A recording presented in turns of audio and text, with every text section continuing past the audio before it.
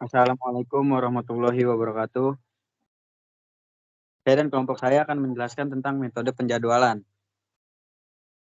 Next. Metode penjadwalan adalah teknik yang digunakan untuk memperkirakan waktu penyelesaian suatu proyek. Metode penjadwalan dapat membantu manajer proyek untuk yang pertama memperkirakan waktu penyelesaian proyek, mengidentifikasi kegiatan kritis, mengetahui sumber daya yang dibutuhkan, dan mengontrol kemajuan proyek. Ya, ini disusun oleh saya sendiri yaitu Jovandra dengan NIM 2021 31124. Afik Safanja 2021 31159 dan Muhammad Rafi Farhan 2021 31145. Next. Di sini ada 3 materi yaitu ada Gantt chart, Critical Path Method atau CPM. Yang ketiga ada Program Evaluation and Review Technique atau PERT. Next. Gantt chart sendiri adalah alat visual yang digunakan dalam manajemen proyek untuk menyajikan jadwal tugas dan aktivitas dalam bentuk grafik batang horizontal. Gantt chart dapat membantu tim proyek dan pemangku kepentingan memahami urutan waktu dan durasi setiap tugas, serta melihat ketergantungan antar tugas. Diagram ini dinamai sesuai dengan nama Henry L. Gantt, yaitu seorang insinyur dan manajer proyek Amerika Serikat yang pertama kali mengembangkan konsep ini pada awal abad ke-20. Next. Sini ada fungsi Gantt chart. Yang pertama ada perencanaan, itu untuk memetakan tugas dan aktivitas yang perlu diselesaikan.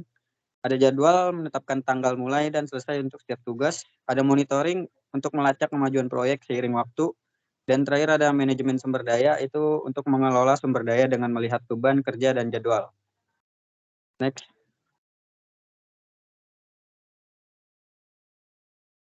Ada beberapa elemen utama dari Gantt chart. Yang pertama ada bar chart. Setiap tugas atau aktivitas dipresentasikan oleh batang horizontal di atas garis waktu. Panjang batang menunjukkan durasi pekerjaan tugas. Yang kedua ada timeline, itu garis waktu horizontal menggambarkan periode waktu keseluruhan dari proyek awal hingga selesai. Yang ketiga ada task list, itu daftar tugas atau aktivitas yang disajikan di sisi kiri. Gantt chart setiap tugas memiliki baris khusus yang mencakup batang di sepanjang garis waktu. Dan terakhir ada dependencies, itu ketergantungan antar tugas ditunjukkan untuk panah atau tanda khusus ini. Ini menunjukkan bahwa satu tugas harus selesai sebelum tugas lain dapat dimulai. Next. Selanjutnya akan dijelaskan oleh teman saya. Oke, terima kasih Jopandra. Selanjutnya di sini kita masuk ke materi Critical Path Method atau CPM. Critical Path Method atau CPM adalah metode penjadwalan deterministik yang digunakan untuk memperkirakan waktu penyelesaian suatu proyek.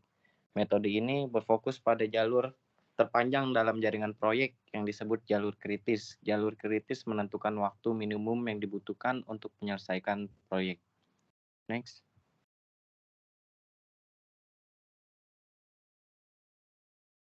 Di sini ada 3 fungsi CPM. Yang pertama, mengidentifikasi kegiatan kritis, yaitu kegiatan yang jika terjadi keterlambatan, maka akan menyebabkan keterlambatan proyek secara keseluruhan.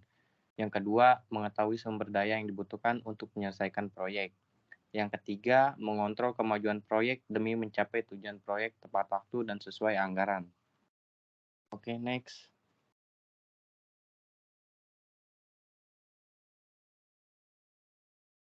Di sini ada elemen utama dari Critical Path Method atau CPM. Yang satu, pertama itu kegiatan, yaitu unit kerja yang diperlukan untuk menyelesaikan proyek. Yang kedua, durasi, yaitu waktu yang dibutuhkan untuk menyelesaikan suatu kegiatan. Yang ketiga, ada jaringan proyek, yaitu diagram yang menggambarkan hubungan antar kegiatan-kegiatan dalam proyek.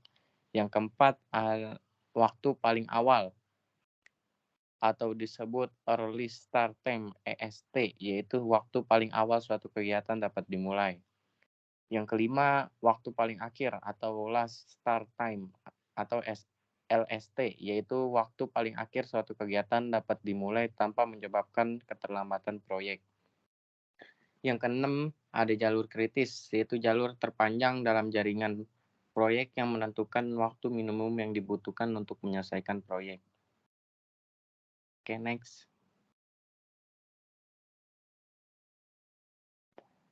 Di sini ada program Evaluation and Review Technical atau disebut PERT.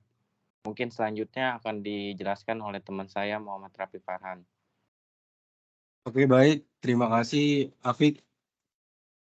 Jadi selanjutnya ada program Evaluation and Review Technique atau PERT. PERT adalah metode penjadwalan probabilistik yang memperhitungkan ketidakpastian dalam durasi kegiatan. Metode ini menggunakan 3 estimasi waktu untuk setiap kegiatan, optimis, paling mungkin, dan pesimis. Estimasi ini kemudian digunakan untuk menghitung waktu yang paling mungkin untuk menyelesaikan proyek.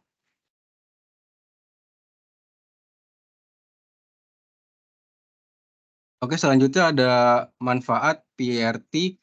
Yang pertama, lebih akurat daripada CPM.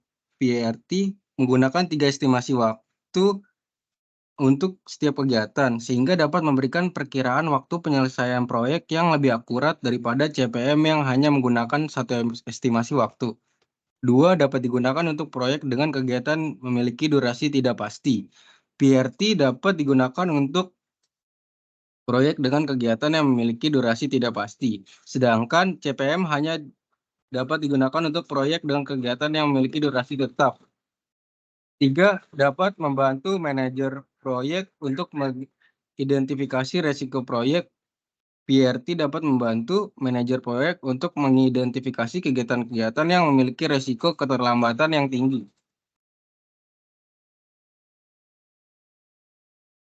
Selanjutnya ada langkah-langkah dalam menggunakan PERT. 1, identifikasi semua kegiatan dalam proyek. 2, perkirakan 3 durasi untuk setiap kegiatan, kegiatan optimis, paling mungkin, dan pesimis.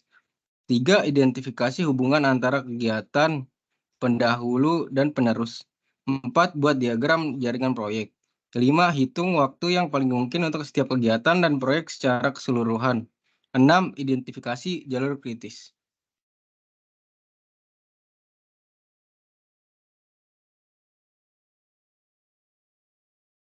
Baik, terima kasih Muhammad Rafi Farhan. Ya, sekian dari presentasi kelompok kami. Assalamualaikum warahmatullahi wabarakatuh.